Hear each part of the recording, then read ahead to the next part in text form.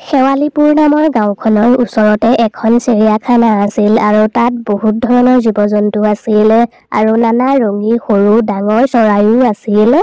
চিৰিয়াখানাখন চাবলৈ বহুত দূৰ-দূৰণিৰ পৰা মানুহ আহিছিল আৰু শেৱালিপুৰ গাঁওখন ওচৰতেই আছিল। সেইবাবে মানুহবোৰে গাঁওখনো অলপ ফুৰি চাকি গৈছিল। এদিন ৰোহনে অফিচৰ পৰা ছুটি পাইছিল আৰু সেইদিনা তাৰ পত্নীৰ জন্মদিন আছিল।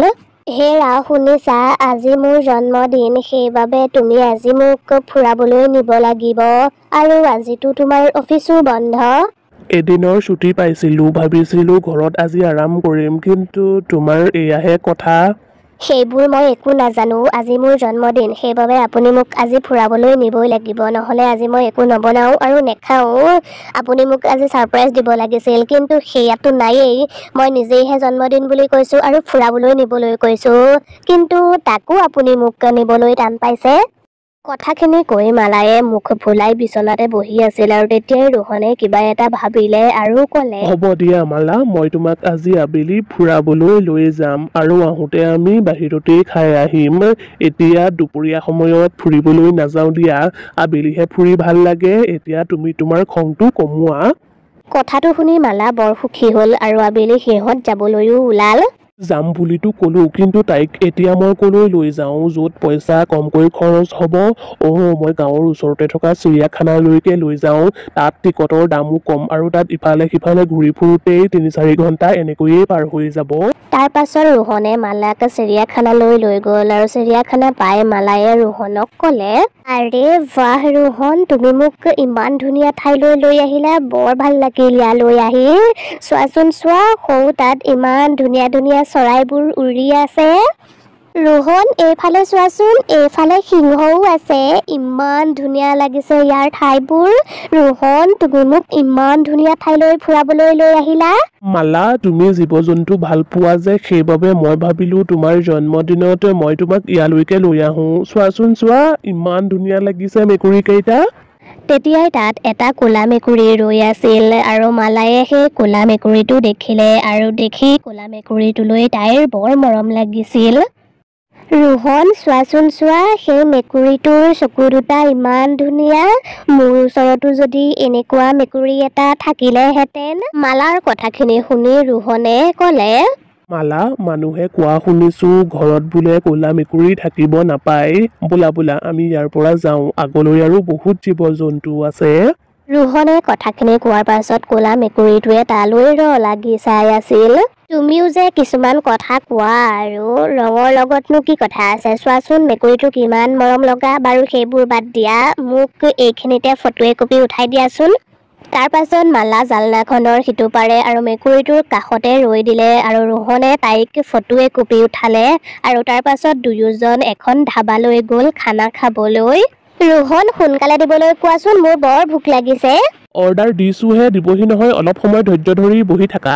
তাৰ পাছত সিহঁতৰ খাদ্য আহিল আৰু সিহঁতে খাদ্য খাবলৈ ধৰিলে আৰু সিহঁতে পেট ভৰাই খাদ্য খালে আৰু আহাৰ খাই হোৱাৰ পাছত ৰোহনে ক'লে, তোমাৰ খোৱা বোৱা হ'ল যদি ব'লা এতিয়া আমি ঘৰলৈ যাওঁ, বহুত দেৰি হৈছে, বহুত ৰাতিও হ'ল, কালিলৈ মই অফিচলৈ যাব লাগিব নহয়। তাৰ পাছত সিহঁত ঘৰলৈ যাবলৈ লৈছিল, কিন্তু তেতিয়াই সিহঁতে ৰাস্তাৰ কাষত মেকুৰীৰ মাত শুনিলে আৰু শব্দটো ক'ৰ পৰা আহিছে সিহঁতে ইফালে সিফালে চালে, কিন্তু সিহঁতে একো দেখা নাপালে আৰু তেতিয়াই মালায়ে ক'লে, আৰে মেকুৰীৰ মাত ক'ৰ পৰা আহিছে? তেতিয়াই মালায়ে ইফালে সিফালে চালে আৰু তেতিয়াই তাই দেখিলে এখন গাড়ীৰ কাষত এটা সৰু ক'লা মেকুৰী পোৱালি ৰৈ আছে। ৰোহন, চোৱাচোন চোৱা, ইমান মৰম লগা মেকুৰী পোৱালিটো। তেতিয়াই মেকুৰী পোৱালিটো আহি মালাৰ ভৰিখন চেলেকিবলৈ ধৰিলে আৰু তেতিয়াই ৰোহনে ক'লে, মালা, ব'লা ব'লা আমি ইয়াৰ পৰা সোনকালে যাওঁ, ৰাতি ক'লা মেকুৰীৰ ছায়া বৰ এটা ভাল নহয়। মালায়ে কিন্তু জেদ কৰিবলৈ ধৰিলে, এই মেকুৰী পোৱালিটোৱেনো আপোনাক কি অপকাৰ কৰিব? এতিয়া যদি মেকুৰী পোৱালিটোক গাড়ীয়ে খুন্দিয়াই থৈ গুচি যায়, নাই নাই, মই তাক অকলে এৰি থৈ নাযাওঁ দেই। তাৰ পাছত মালায়ে মেকুৰী পোৱালিটোক কোচত লৈ ঘৰলৈ লৈ আনিলে। ৰোহনে মেকুৰী পোৱালিটো আনিব নালাগে বুলি বহুতবাৰ মানা কৰিলে, কিন্তু মালায়ে তাৰ এটাও কথা নুশুনিলে। ৰাতি যেতিয়া ৰোহন আৰু মালা শুই আছিলে তেতিয়া মেকুৰী পোৱালিটো ঘৰৰ পৰা বাহিৰলৈ ওলাই আহি চোতাল পালেহি আৰু তাৰ দুটা চকু পাথৰৰ দৰে জিলিকিছিল। লাহে লাহে ক'লা মেকুৰী পোৱালিটোৰ আকাৰ বাঢ়িবলৈ ধৰিলে আৰু লাহে লাহে সি এটা ভুটীয়া ক'লা মেকুৰী হৈ গ'ল আৰু তেতিয়াই সি হাঁহিবলৈ ধৰিলে।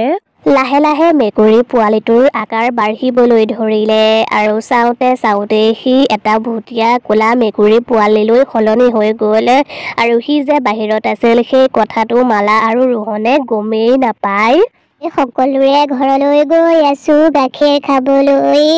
কাৰ কাৰ ঘৰত গাখীৰ আছে উলিয়াই থৈ দিয়া। গৈ আছো মই গাখীৰ খাবলৈ। গৈ আছো মই তোমালোকৰ ঘৰলৈ।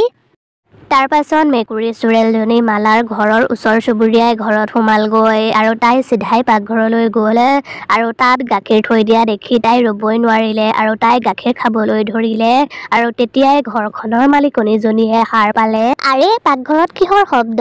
মেকুৰী সোমাল নেকি পাকঘৰত? তাৰ পাছত কবিতা পাকঘৰলৈ গ'ল কিন্তু পাকঘৰৰ পৰিৱেশ দেখি তাই চিঞৰ মাৰি দিলে। অ' মা, কি এইটো? ইমান ডাঙৰ মেকুৰী থাকিব পাৰে জানো? কোন ক'ত আছা? সোনকালে এইফালে আহচোন। এইটো কি চোৱাহি? নিশ্চয় এইটো ভুটীয়া মেকুৰী হয়। তেতিয়াই মেকুৰীজনীয়ে হাঁহি হাঁহি নিজৰ আকাৰ সৰু কৰি পেলালে আৰু তেতিয়াই তালৈ কবিতাৰ স্বামী আহিল। কি হ'ল কবিতা, কিয় চিঞৰিছিলা এনেকৈ? ক'তনো তুমি ভূত দেখিলা? তেতিয়াই মদনে তাত মেকুৰীটো দেখিলে আৰু তেতিয়াই সি হাঁহিবলৈ ধৰিলে। কবিতা, তুমি এই মেকুৰীটোকে ভূত দেখিলা? কি যে হ'ব আৰু, কোনোবাই দেখিলে তোমাক হাঁহিবহে। ব'লা ব'লা, বহুত দেৰি হ'ল, শুই থাকোঁগৈ। ভয়তে কবিতাৰ গাৰ পৰা ঘাম ওলাই গৈছিল আৰু তেতিয়াই তাই ক'লে, মই সঁচাকৈ কৈছোঁ এইটো ভুটীয়া মেকুৰী হয়। বহুত ডাঙৰ আছিল মেকুৰীটো, কিন্তু সি মোৰ সন্মুখতেই তাৰ আকাৰ সৰু কৰি পেলালে আৰু চোৱাচোন তাৰ চকু দুটা কিমান ভয়ানক। মদনে হাঁহি হাঁহি মেকুৰীটোক খেদি দিলে আৰু তাৰ পাছতে সি কবিতাক নি শুৱাই থলেগৈ আৰু মেকুৰীটো বাহিৰলৈ গৈ আকৌ ভুটীয়া ৰূপ ল'লে আৰু কবিতাক মাতিবলৈ ধৰিলে।